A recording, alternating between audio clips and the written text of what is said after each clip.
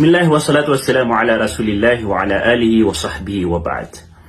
Ang mas'ala na ito ay naitanong ko sa aking mga guro sa Jami'atul Qasim. At may dalawa silang pananaw patungkol dito.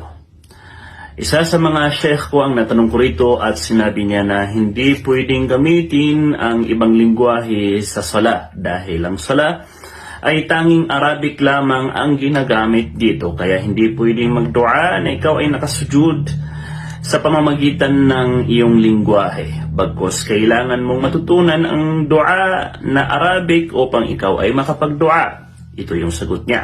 Yung pangalawang sheikh ko na isa sa mga student ni Sheikh Ibn Uthaymeen rahmatullahi alayh na si Sheikh Khalid al-Mushaqih, 3 beses kong naitanong sa kanya ang mas'ala na ito. Kung sasabihin natin na hindi pwede ang ibang lingwahe, so ibig sabihin nun, kawawa tayong hindi mga Arabo dahil hindi tayo makakapagdua sa sujud dahil Arabic lang ang pupwede.